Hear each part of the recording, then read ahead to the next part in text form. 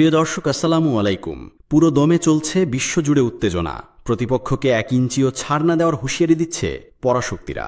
এই মুহূর্তে হাতে পাওয়া ভয়ঙ্কর কিছু আন্তর্জাতিক সংবাদ নিয়ে হাজির হয়েছি আপনাদের সামনে।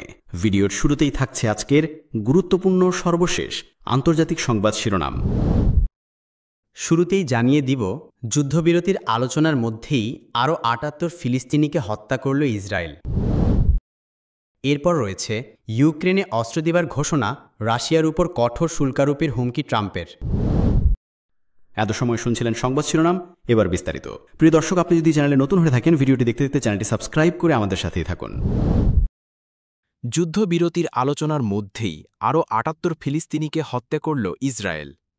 ফিলিস্তিনের অবরুদ্ধ গাজা জুড়ে চালানো ইসরায়েলি বাহিনীর হামলায় একদিনে কমপক্ষে ৭৮ ফিলিস্তিনি নিহত হয়েছেন। নিহতদের মধ্যে অনেকেই ত্রাণ নিতে গিয়েছিলেন। মঙ্গলবার ১৫ জুলাই এক প্রতিবেদনে এই তথ্য জানিয়েছে সংবাদমাধ্যম আল জাজিরা।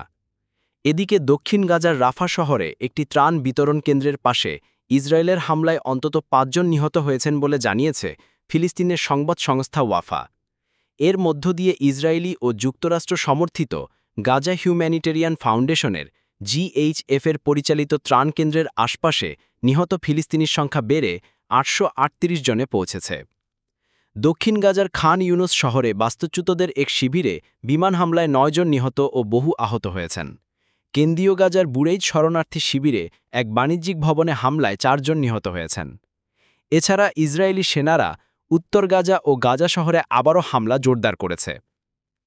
গাজা শহরে এক এমবুশে একটি ট্যাঙ্কের রকেট হামলা ও পরে ছোট অস্ত্র দিয়ে গুলি চালানো হয় বলে জানিয়েছে ইসরায়েলি সংবাদমাধ্যম। এতে ৩ জন ইসরায়েলি সেনা নিহত হন। পরে ইসরায়েল ব্যাপক বিমান হামলা চালিয়ে টুফা ও সুজাইয়া এলাকার অনেক আবাসিক ভবন ধ্বংস করে। ওয়াফা জানায়, শুধু গাজা শহরেই ২৪ জন ফিলিস্তিনি নিহত হয়েছেন এবং ডজন খানেক আহত হয়েছেন। ২০২৩ সালের ৭ই অক্টোবর থেকে গাজায় গণহত্যামূলক হামলা চালাচ্ছে ইসরায়েলি সেনাবাহিনী, যাতে এখন পর্যন্ত গাজার স্বাস্থ্য মন্ত্রণালয়ের হিসেব অনুযায়ী অন্তত ৫৭,৮০০ জনেরও বেশি ফিলিস্তিনি নিহত হয়েছেন এবং আরও ১,৩৭,০০০-এরও বেশি মানুষ আহত হয়েছেন। ইউক্রেনে অস্ত্র দেওয়ার ঘোষণা, রাশিয়ার ওপর কঠোর শুল্কারোপের হুমকি ট্রাম্পের। ইউক্রেনে আরও অস্ত্র সরবরাহের ঘোষণা দিয়েছেন মার্কিন প্রেসিডেন্ট ডোনাল্ড ট্রাম্প। এছাড়া আগামী ৫০ দিনের মধ্যে শান্তি চুক্তিতে রাজি না হলে রাশিয়ার ওপর উচ্চ শুল্ক আরোপের হুমকি দিয়েছেন তিনি। সোমবার ১৪ জুলাই হোয়াইট হাউসে ন্যাটোর মহাসচিব মার্ক রুটের সঙ্গে এক বৈঠকের পর এসব কথা বলেন মার্কিন প্রেসিডেন্ট। খবর আল জাজিরার। ডোনাল্ড ট্রাম্প সাংবাদিকদের বলেন, আমরা অত্যাধুনিক অস্ত্র তৈরি করতে যাচ্ছি এবং সেগুলোকে ন্যাটোকে পাঠানো হবে। অস্ত্রগুলোতে প্যাট্রিয়ট এয়ার ডিফেন্স এবং অন্যান্য সামরিক সরঞ্জাম অন্তর্ভুক্ত থাকবে, যা ইউক্রেন জরুরিভাবে চেয়েছে। এতদিন রাশিয়ার সঙ্গে ঘনিষ্ঠ সম্পর্ক নিয়ে আলোচিত থাকলেও এবার বিরক্তি প্রকাশ করেছেন ট্রাম্প। তিনি বলেন, পুতিন তাকে হতাশা করেছেন।